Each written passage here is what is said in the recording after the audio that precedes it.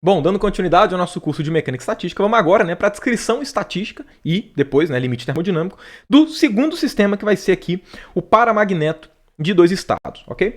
O paramagneto de dois estados ele é bem interessante, e ele é muito legal de ser tratado aqui nesse contexto por dois motivos. Primeiro, porque ele é simples de ser tratado, porque aqui a gente tem sistemas de dois estados, dois níveis, e sistemas de dois níveis são os sistemas mais simples. São basicamente os sistemas que ou são encontrados em uma configuração, ou são encontrados em uma outra configuração. Só tem duas configurações possíveis, E aí, por conta disso, a descrição fica muito facilitada. Além disso, o paramagneto de dois estados, por obviedade, como ele só tem dois níveis de energia, a energia dele é limitada. Ele não consegue ter a energia tão grande quanto você queira.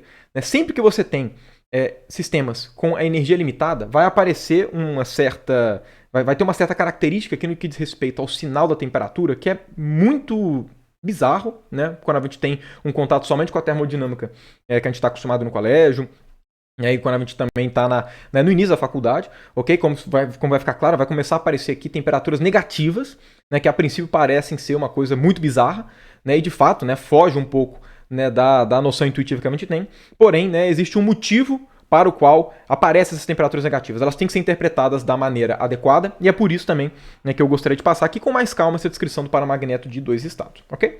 Então, primeiro, vamos lá, como é que é um paramagneto de dois estados? Qual que é o modelinho básico dele? Porque lembrando, se eu quero mostrar para vocês como é que é a descrição termodinâmica desse cara, a gente tem que fazer uma descrição estatística, e para fazer uma descrição estatística, obviamente, o que a gente tem que fazer? Tem que caracterizar esse sistema. O que é um paramagneto de dois estados? A partir dessa caracterização, a gente arranja um jeito de contar os estados dele, escreve essa contagem em termos dos parâmetros fundamentais, ok? E aí sim, a gente parte para o limite termodinâmico. Então vamos começar do início. O que é um paramagneto? Um paramagneto ele é um dos tipos de materiais que respondem à presença de um campo magnético externo. Qual que é o tipo de resposta a esse campo externo que faz com que um objeto seja caracterizado como paramagneto? Porque não são só os paramagnetos que respondem a campos externos.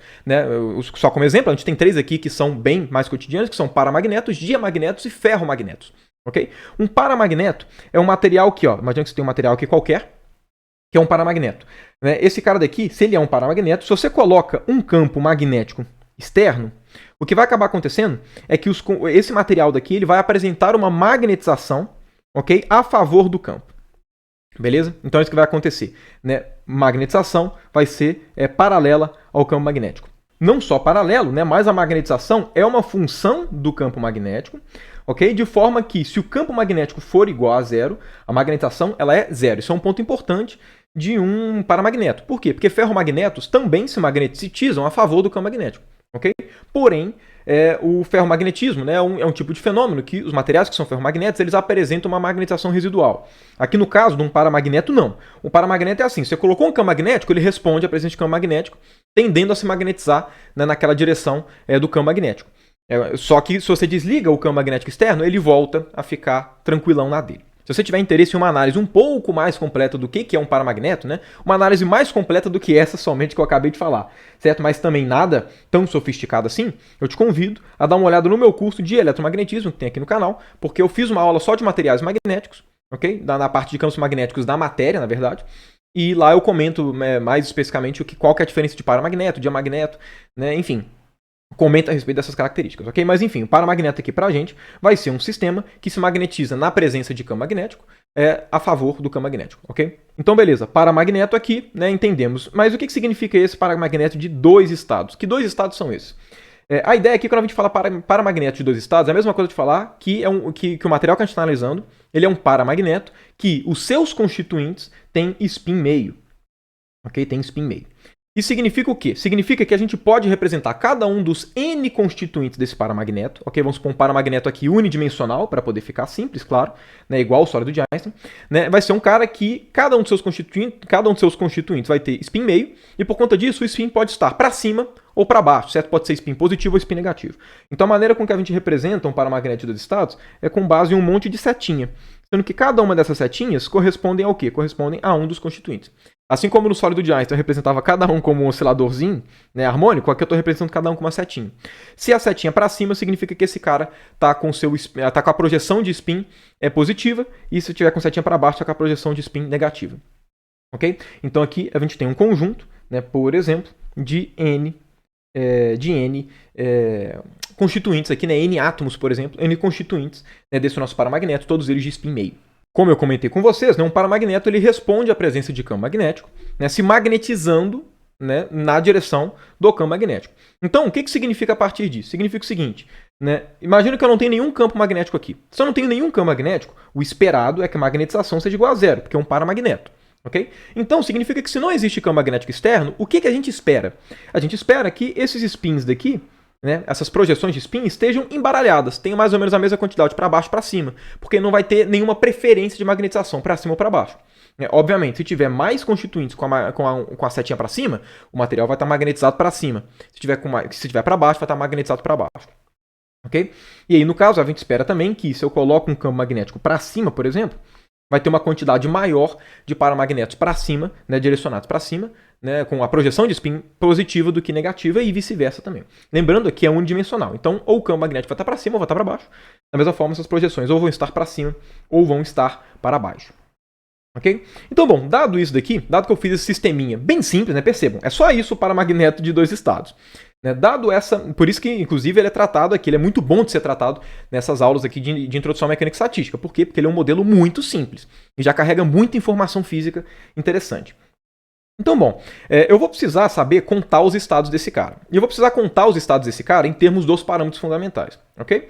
Da mesma forma, né, deve ser claro para todo mundo, né, aqui, né, a nossa descrição vai ser, a nossa contagem de estados vai acabar sendo em termos da energia e em termos do número de partículas. Né, não vai ter volume aqui. Por quê? Né, eu acho que deve ser claro para todo mundo, pelo mesmo motivo que não tinha volume no sólido de Einstein. Porque aqui, qual que seria a ideia do volume? Eu teria que ver mais ou menos qual que é o tamanho, qual que é o espaço, né, que cada um desses constituintes daqui ocupa. E aí, o volume total seria o quê? Seria esse tamanho típico vezes o número de partículas. Okay? Só que aí percebo, então esses caras não são independentes.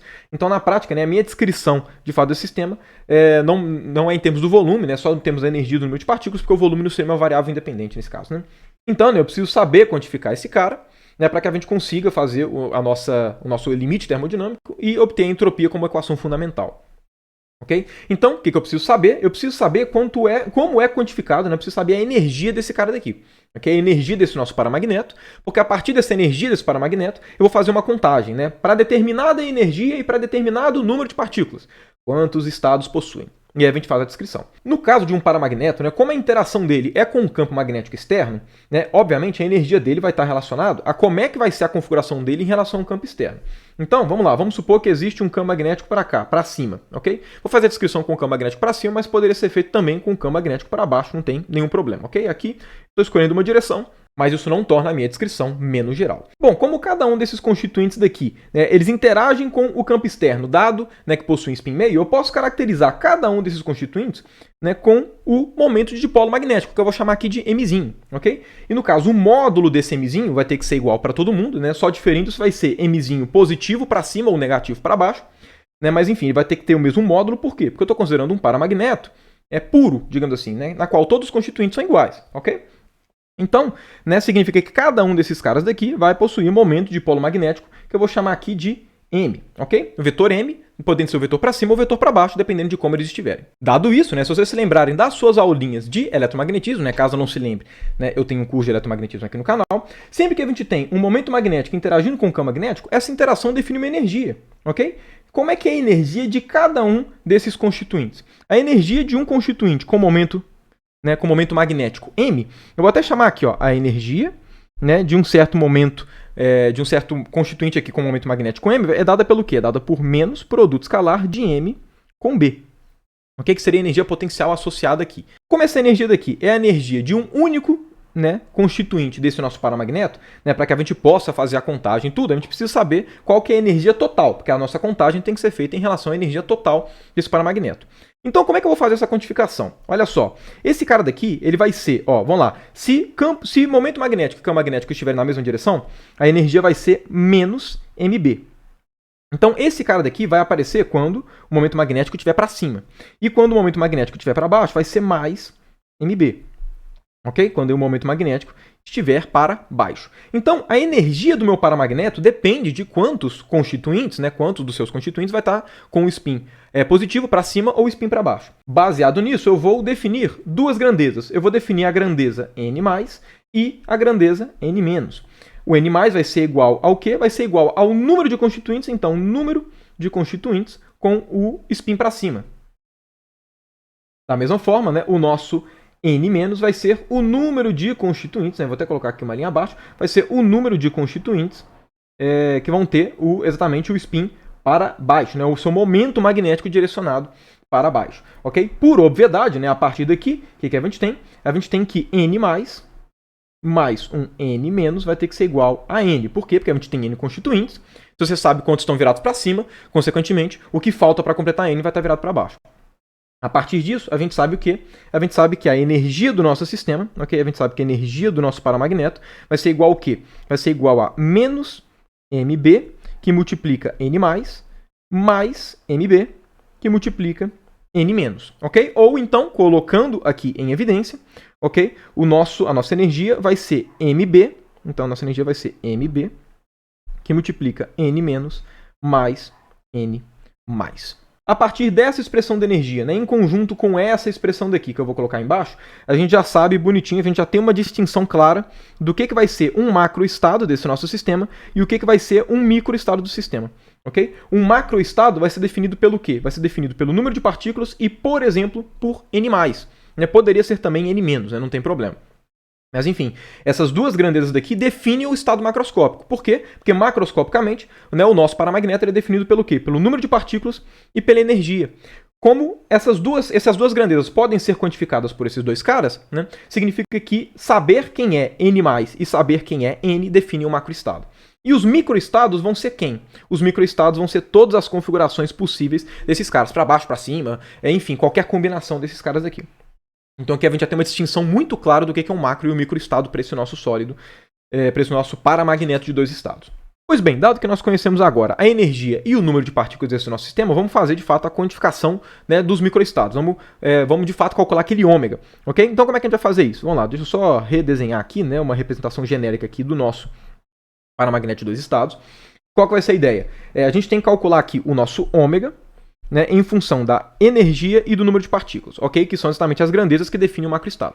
Como eu comentei com vocês agora há pouco, né, o macroestado também pode ser definido em termos de n+, e em termos de n, ok? E para fazer a contagem dos microestados, vai ser mais estratégico a gente fazer em termos desses caras, desse conjunto, né, de parâmetros, ao invés de u e n.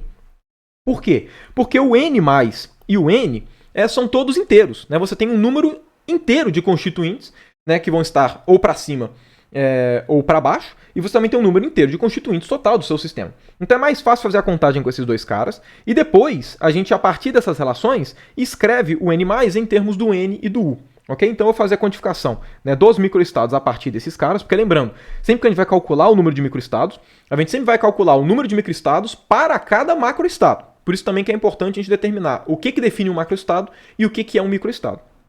Como o macroestado pode ser definido em termos desses dois caras aqui, eu vou quantificar quantas combinações existem, né, quantos microestados existem para cada macroestado. Pois bem, vamos supor então aqui que a gente tenha n partículas, né, n constituintes, e n mais desses constituintes estão virados para cima. Okay? Quantos microestados vão existir para essa configuração? Quantas combinações vão existir? Bom, a primeira coisa que a gente pode pensar é, pega essa combinação, uma combinação qualquer com essas duas características e permuta todos esses caras entre si. Ok? Pega esse cara daqui, troca, sei lá, esses dois.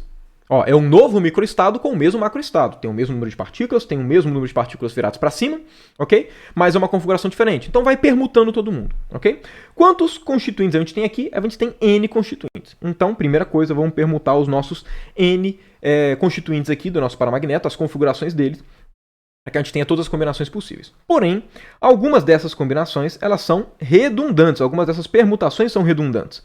Como é que eu sei afirmar isso? Bom, é só pensar o seguinte, se eu troco essa daqui com essa daqui, ó, imagina que eu vou fazer essa troca. Vou trocar este com esse. Se eu troco esses dois, eu vou ter a mesma combinação. Por quê? Porque eu estou trocando um para cima com um para cima. Então eu não estou mudando a configuração possível. Mesma coisa aconteceria se eu trocasse um para baixo com um para baixo. Então as permutações que a gente tem que fazer, que configuram microestados diferentes, são permutações que trocam para cima com para baixo. Se a gente troca um para cima com para cima, um para baixo com para baixo, o microestado é o mesmo. Então o que a gente tem que fazer? A gente tem que falar que todas as permutações entre n+, e todas as permutações entre n- são iguais. Ok? Isso significa fazer o quê? Significa dividir por n mais fatorial e dividir por n menos fatorial. Porque para cada combinação aqui, eu tenho n mais fatorial permutações dos n mais, eu tenho n menos permutações do n menos. Então, se eu divido por esses caras, eu estou falando que todas essas permutações entre os n mais e todas as permutações com n menos têm que ser contadas somente uma vez. Então, essa daqui vai ser a contagem, né? Uma distribuição binomial, igual foi com o caso das moedas e igual foi também com o caso do sólido de Einstein. Que ia ser igual o das moedas, eu acho que não deve ser surpresa para ninguém. Por quê? Porque a moeda é um sistema de dois estados, ou cara ou coroa. Aqui é dois estados, ou spin para cima ou spin para baixo. Então é natural que tenha exatamente a mesma cara, ok? Aqui no caso, né, perceba, que apareceu n-. Eu falei que eu ia escrever só em termos do n mais e do n. Eu poderia escrever em vez do n-, n menos n+. Poderia escrever. Eu não vou escrever aqui, só para não ficar muito poluído, ok? Eu vou escrever em termos de n mais e n-, porque com essas duas expressões aqui de cima, eu consigo escrever n mais e n- em termos de u e em termos de n. Então já facilita a minha vida. Dado essa contagem de microestados, agora eu tenho que ser capaz de escrever essa contagem em termos da energia do número de partículas. Por quê? Porque eu tenho que escrever exatamente o número de microestados em termos desses caras, para aí sim fazer o limite termodinâmico, para ter a entropia como equação fundamental. Como é que a gente faz para obter esses caras aqui? Eu tenho que arranjar alguma forma de escrever n mais e n- em termos de u e n. Como é que a gente faz isso? Eu vou voltar para aquela expressão lá em cima, né? Nossa, eu vou reescrever essa expressão daqui. Vou fazer o seguinte, passar o mb dividindo para o outro lado, ok? Então, ou seja, as duas expressões que eu vou ter aqui vai ser, ó, n menos n mais é igual a u sobre mb, ok? Só peguei essa expressão daqui e passei o mb dividindo, e depois a gente tem também aqui, ó, n mais n-, ou seja, n menos mais n mais é igual a n. Bom, se a gente pega uma dessas expressões, se a gente subtrai uma da outra e soma uma com a outra, o que a gente vai acabar obtendo? A gente vai acabar obtendo aqui que o nosso n+, como é que a gente obtém o n+? O n+, a gente pega essa expressão positiva e essa expressão negativa. Quando a gente faz isso, a gente vai obter o quê? Ó, a gente vai obter n menos u sobre mb, certo? Que vai ser esse cara menos esse. E ainda vai ter um dividido por 2, porque vai ter dois fatores n+ aqui. Então vai ser meio desse cara daqui, ok? Então, vou arredar esse cara aqui para o lado. Vai ser meio de n menos u sobre mb. E a mesma coisa vai ser para o n-. Então, nosso n- vai ser menos, só que ele vai ter um sinal positivo. Por quê? Porque basta somar essas duas equações. Então, aqui vai ficar n mais u sobre mb. Ok? E aqui é fácil ver que isso aqui realmente está beleza, porque, enfim, se vocês somarem ou subtraírem, vocês vão ver que vocês vão cair realmente nessas equações daqui. Então, basta a gente chegar e escrever agora essa combinação em termos desses valores, ok? Então aqui vai ser, ó, n fatorial, ok? N fatorial dividido pelo quê? Vou até fazer aqui retinho para ficar mais bonitinho, né? Deixa eu arredar todo mundo aqui um pouquinho para o lado, né? Só para não ficar, né, a gente não precisa ficar mendigando espaço aqui, né? Espaço aqui não falta, já que o quadro aqui que eu estou usando é um quadro infinito. Então, vou dar esse cara aqui para o lado. Então, pois bem, ó, aqui vai ser então, vamos lá, aqui dividido, n fatorial, dividido por meio de n menos u sobre mb fatorial. E aqui vai ser meio de n mais u sobre mb fatorial. Deixa eu até arredar esse cara aqui para baixo, né, só para que a gente fique com um pouquinho mais de espaço. E aumentar esse cara daqui e centralizar mais o n fatorial. Pronto. Está aqui. Essa é a nossa contagem de microestados para o paramagneto de dois estados, ok? Perceba que está tudo em termos da energia e do número de partículas. Por consequência, a gente já pode pegar essa expressão e determinar qual que vai ser a entropia. No caso, a entropia por partícula, que é a forma que a gente faz o limite termodinâmico, ok? Então, o que a gente vai fazer? Vamos calcular aqui, ó, Ln de ômega. Aqui, obviamente, eu vou calcular usando a aproximação de Stirling, ok? Por quê? Porque a gente vai tender U e N para infinito, né? Enfim, o limite termodinâmico. Então, esses caras aqui vão ser muito grandes. Então, eu já vou calcular esse cara daqui, já vou escrever o Ln de ômega em termos de aproximação de Stirling. Para poder já facilitar um pouquinho, é o seguinte. A aproximação de Stirling fala para a gente o quê? Ln de A fatorial, ela é aproximadamente o quê? A Ln de A menos A, ok? Perceba que aqui a gente tem, na verdade, toda vez que a gente tem uma combinação, né? E isso aconteceu também no sólido de Einstein, a gente tem alguma coisa fatorial, e a gente tem que os dois elementos aqui de baixo, a soma deles vai dar o termo de cima, certo? Perceba, se a gente soma esses dois caras de baixo, vai dar o n, por obviedade. N mais mais n menos, por definição dá o n. Até por isso que isso aqui é uma combinação, ok?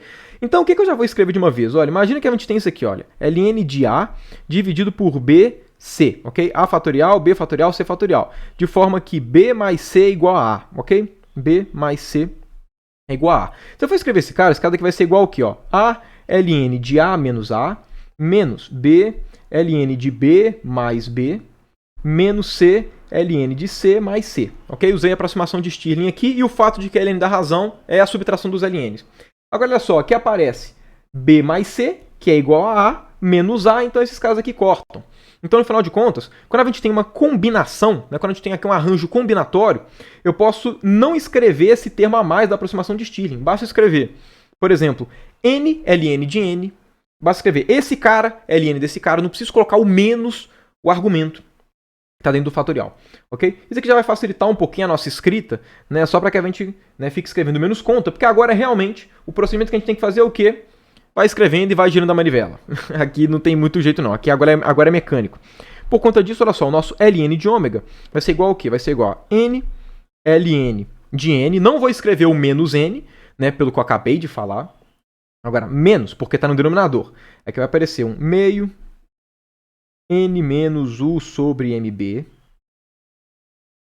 ln de meio, é a mesma coisa, ln de meio, n menos u sobre mb. Então, tá aqui. Menos, mesma coisa, só que agora, ao invés de ser n menos u sobre mb, vai ser mais, ok? Vai ser positivo, aqui vai ser mais, e aqui vai ser mais. Então, né, tá aqui. Essa vai ser a primeira parte aqui da nossa aproximação, já vislumbrando o limite termodinâmico, que é exatamente para os parâmetros, né, extensivos, né, na qual o nosso ômega é função, tendendo para infinito. Agora, o que a gente faz? Se vocês se lembrarem, o limite termodinâmico ele é estrategicamente feito em termos, né, de ln de ômega sobre n, né, para a gente determinar a entropia por partícula. Então, o que eu vou determinar aqui com vocês agora?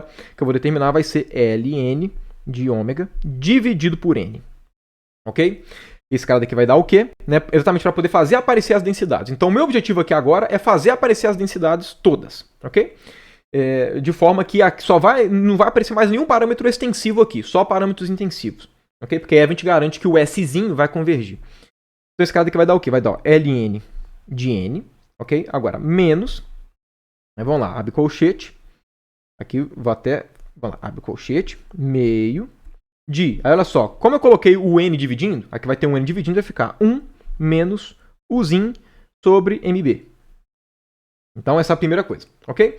Agora, nesse ln daqui, o que eu vou fazer? Eu vou colocar um n em evidência, ok? Então, vai ficar aqui o quê? Vai ficar um ln de, olha só, aqui vai ficar n dividido por 2, ok? De 1 menos u sobre mb. Aqui no caso, o minúsculo. Ok? Então, essa é a nossa primeira parte. Então, dividi aqui por n e eu, por conta própria, coloquei um n aqui em evidência para já poder aparecer essa densidade. E aqui, mesma coisa, né? Exatamente a mesma coisa aqui na linha de baixo, porém, trocando o sinal de menos por um sinal de mais, porque os termos são idênticos. O que eu vou fazer aqui agora? Olha, aqui eu tenho o ln do produto e aqui eu tenho o ln do produto. ln do produto é a mesma coisa que soma dos ln's, ok? Então, este cara daqui, ó, vou até colocar na linha de baixo, ok? Porque como aqui é só conta, eu não vou fazer tudo nos mínimos detalhes, porque é só conta, é girar a manivela, ok? Então, este cara daqui vai ser igual ao quê? Esse cara daqui vai ser igual a um ln de n dividido por 2, ok? Que eu, inclusive, na verdade, vou escrever o seguinte. Aqui eu vou pensar como um produto de três coisas. Aqui eu vou pensar como um produto de um ln do produto de n com meio com esse parênteses daqui. Ok? Então, esses dois caras daqui, ó, eu vou até escrever o seguinte, ó, esses dois caras daqui, ó, vou até colocar aqui um pontilhado. Esses dois caras daqui, eu posso escrevê-los estrategicamente como sendo o quê? Eu posso escrever como sendo, ó, ln de n mais ln de meio mais ln do parênteses. Aí, se eu estiver trabalhando com esse aqui de cima, vai ser desse parênteses. Se eu estiver trabalhando com o daqui de baixo, aí vai ser esse parênteses. Ok? Aqui deve ser claro para todo mundo, né? Aqui eu tenho três produtos, n, meio e o parênteses. Então vai ser ln da soma desses três caras. Aqui, estrategicamente, eu vou fazer o seguinte, ó. ln de meio é a mesma coisa que ln de 2 elevado a menos 1, que é a mesma coisa que menos ln de 2. Juntamente a isso, olha só, vamos analisar o termo que vai vir do ln de n. O termo que vai vir do ln de n vai estar multiplicando esse cara daqui, ok? Que vai aparecer o quê? Ó? Se eu for analisar somente o ln de n, vai aparecer aqui ó, um meio, ok? Menos u sobre mb multiplicado por ln de n. Vai ter esse parêntese ainda, né? Aqui tem um 2 ainda, perdão. Vai ter esse parêntese daqui multiplicando cada um desses três terminhos, ok? Porém, no momento, eu estou analisando só a parcela que vai ter o ln de n. Por quê? Porque ela vai acabar cancelando com esse aqui de fora. Da mesma forma, olha só, a gente vai ter nesse termo aqui de baixo, com o ln de n que saiu, né, na distributiva, esse cara aqui vai ficar desse jeito com o sinal de mais. Então, olha só que interessante. Ó, primeiro, ln positivo, ln negativo. Né? Os dois têm o mesmo sinal, então esses caras aqui vão cortar. Ok? Então, essa parcela vai cortar com essa parcela. Além disso, olha só, ln de n menos meio de ln de n menos meio de ln de n, que vai dar zero. Então, esses dois caras daqui vão cortar com esse cara daqui. Ok? Então, no final de contas, eu só preciso representar os termos desta segunda parte, que é os termos que envolvem os logaritmos, e eu não preciso representar com ln de n, basta representar com esses caras daqui. Igual eu fiz essa análise para o ln de n, vamos fazer a análise aqui para o ln de 2. Por quê? Porque tanto o ln de n quanto o ln de 2, eles aparecem iguais nessa parcela do logaritmo e dessa parcela. Né? Os termos que são diferentes são a parte do logaritmo dentro desse parênteses, que envolve se aqui tem menos ou se aqui tem mais. Mas como o 2 ele aparece igual nos dois logaritmos, vamos analisar aqui. Ó. Nessa parcela daqui de cima, vai aparecer um termo. Ó, então vamos analisar aqui o logaritmo de 2 em cada uma dessas parcelas daqui do nosso logaritmo. Ó, aqui tem esse sinal de menos, vai juntar com esse sinal do menos ln de 2, vai ficar positivo. Então vai ficar aqui, ó, meio menos u sobre 2mb ln de 2, que vai ser o termo que vai vir desse cara daqui, ok? Né, pegando o ln de 2 negativo e fazendo distributivo aqui com esse cara. E no termo de baixo vai ter um meio de mais, aqui 2mb ln de 2, ok? Mesma coisa, um menos aqui, com menos aqui vai dar positivo. Esses dois termos aqui vão se cancelar. Vai ficar meio com meio, vai ficar 1, então vai aparecer um termo ln de 2. Tudo isso aqui só para simplificar, tá, gente? Agora é porque tudo aqui é só continha. Então, enfim, você pode escrever por extenso, linha por linha, que eu já vou adiantando. Então, olha só, no final de contas, o que a gente tem então é que nosso ln de ômega dividido por n vai ser igual ao quê? Ó, vamos lá. Aqui, primeiro aparece o nosso ln de 2, ok? ln de 2, pelo que eu acabei de comentar aqui com vocês. Depois vai estar lá o nosso menos meio de 1 menos u minúsculo sobre mb ln, agora do parêntese, que vai ser 1 menos u sobre mb, ok? Aqui mais não, perdão, menos também, meio de 1 mais u sobre mb ln de 1 mais u sobre mb.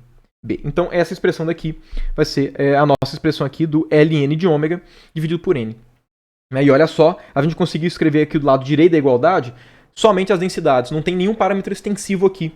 Isso significa o quê? Significa que o limite termodinâmico, a nossa entropiazinha, vai ser o quê? Vai ser K vezes esse cara todo.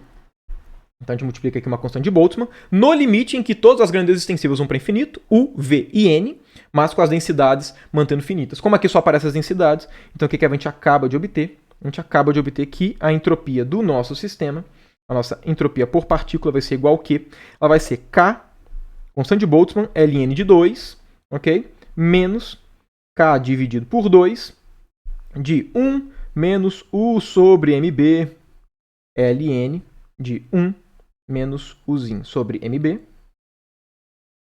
menos K dividido por 2 de 1 mais U minúsculo sobre MB Ln 1 menos mais, aqui no caso, U sobre MB. Então essa daqui vai ser a entropia do nosso paramagneto de 2 estados, ok? Obtido a partir, né, da contagem de estados e exatamente, né, do nosso limite termodinâmico.